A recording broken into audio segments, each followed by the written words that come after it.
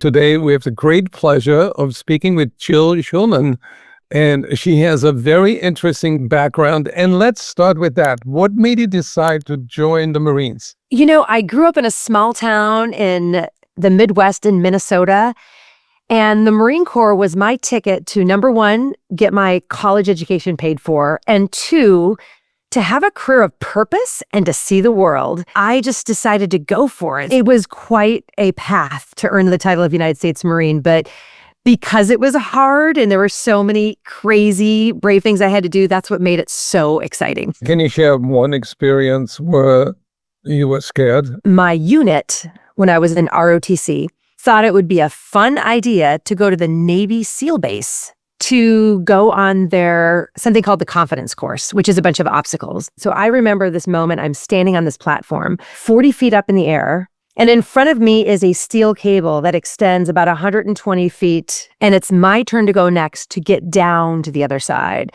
And in that moment, fear. My hands were shaking, my knees were wobbling. And what I didn't realize at that moment is the thing that I was most scared of is the thing that I most needed to do. I ended up doing the obstacle, and when my feet hit the ground on the other side, I felt invincible. When you're scared, you do it anyway. So when you were released from the Marines, what jobs did you explore? There was some recruiters where they specialized in taking junior Marines, because I was a captain in the Marine Corps, and placing us in companies. And they actually told me about the pharmaceutical sales. I interviewed with a couple of pharmaceutical companies, and the second company, the hiring manager was a former Marine officer, just like me. I took that job, and I fell in love with sales, and I fell in love with the science in pharmaceutical. And I had an amazing coach. I mean, he helped me become the top performing rep in the country. And that was what led me to my career in sales and pharma, biotech, and the device world. What happened after 14 years of sales? My last job in corporate America was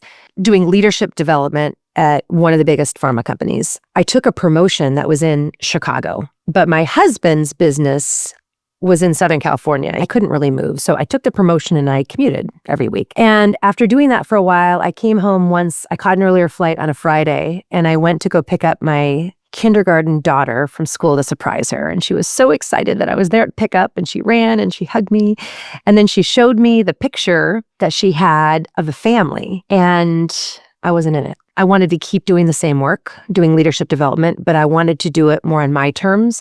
So that's what motivated me to start my own leadership development business. Can you show me your book? I always have one here, so when I'm on podcasts and stuff. So yeah, it's called The Bravery Effect. I wrote it as a parable. So Gerhard, for parables, like stories, make things stick. So I chose to take all the science that I know, teaching the science of bravery, of how people can both overcome their fears holding them back and live their most fulfilling life. My book really outlines the three skills, or what I call they're almost like exercises you need to do to build your bravery muscles. So bravery is not a trait. It's a skill that anyone can build. So in my research, we talk about the power of growth mindset. So we do cognitive lifting, but we can't just think we're going to do it and cross our fingers and sit in our office. We actually have to go out and do it. So the second pillar or exercise I teach is based on behavioral psychology. And then we end in social psychology, because bravery is contagious. So we talk about how you can find people who are really, really great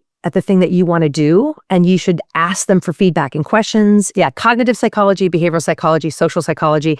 And what I found is these three things have an additive effect. So based on how you think, it changes your behavior. But based on who you surround yourself with and who you're talking to, that impacts your behavior. And when you take a step, it actually changes your mindset. So all of these three things help build that bravery muscle. If you want to become confident, brave, and bold, you absolutely can. And I'll teach you how. How can people get in touch with you? Probably the best way to get in touch with me is just go to my website. It's just my first name, last name.com. So jillschulman.com. And the other place to go is probably just on LinkedIn, because I'm most active on LinkedIn. I'm on all the social platforms, but just working in organizations and business, it's really LinkedIn.